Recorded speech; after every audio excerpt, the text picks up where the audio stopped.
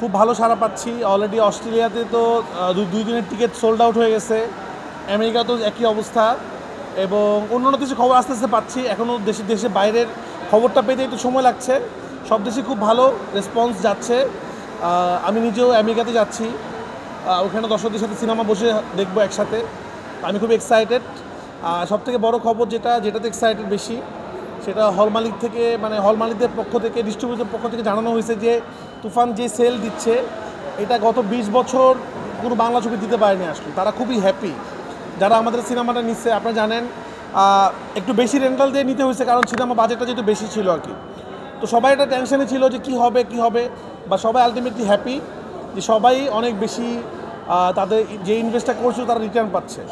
তো আসলে আমাদের উদ্দেশ্য এটাই ছিল, একটা সিনেমা যখন ব্যবসা সফল হয় তখন কিন্তু প্রত্যেকটা মানুষ লাভবান হয়। সেটা হল মালিক, প্রডিউসার বলেন, আর্টিস্ট বলেন, এবং আপনারাও বলেন, আপনাদেরও কিন্তু কী হয়, মানুষের ভিউয়ারশিপ বাড়ে, দেখে মানুষ, নিউজ বেশি হয়। এবং যে সিনেমা হলের সামনে যে ধরেন যে ঝালমুড়ি দোকানটাও কিন্তু ঝালমুড়ি বেশি বিক্রি হয়। তো একটা সিনেমা ব্যবসা কিন্তু অনেকগুলো মানুষের আসলে রিজিককেও ভালো দিকে নিয়ে যায় আসলে। তো এরকম যদি আরও ভালো ভালো সিনেমা হয় তাহলে আমাদের ইন্ডাস্ট্রি আস্তে আস্তে ভালো হবে। এবং তুফানের এই জয়গান তো চলছে এবং সামনে ইনশাল্লাহ আরও ভালো হবে। এবং এবার আমরা আশা করছি আমাদের সিনেমাগুলো আসলে কী হয়, ইন্ডিয়াতে ওইভাবে আমাদের রিলিজ হলে ওরকম ব্যবসা সফল হয় না।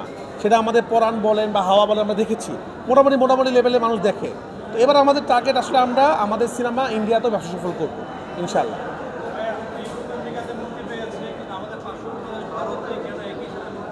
কারণ ভারতে একসাথে মুক্তি পায়নি, কারণ ভারতে আমরা একটু বড় করে রিলিজ করব, এই জন্য আমরা একসাথে পিছিয়ে দিচ্ছি ভারতের রিলিজ। তো আগে আমরা ইন্টারন্যাশনাল রিলিজ করে দেন ভারতে রিলিজ করবো। ভারতে ইনশাল্লাহ 5 তারিখে আমরা রিলিজ করবো ইনশাল্লাহ, মানে নেক্সট উইকে রিলিজ করবো ভারতে। তো আমরা পাইরেসি হয়ে যায় ভারতে, এটা আমরা শুনছি। তো এটা জেনে আমরা রেডি থেকেই আমরা দিচ্ছি।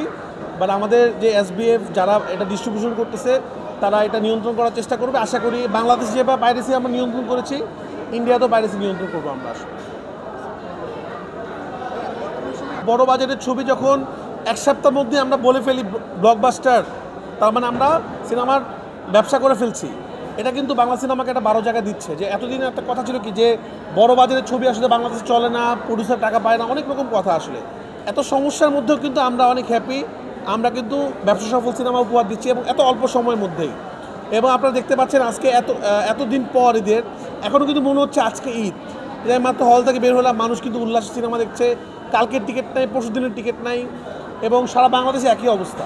এই যে ঈদ শেষ হয়ে যাওয়ার পরও ঈদের মতো একটা উদযাপন, তার মানে মানুষ বাংলা সিনেমা দেখে, বাংলা সিনেমাতে মানুষের ভালোবাসাটা আছে।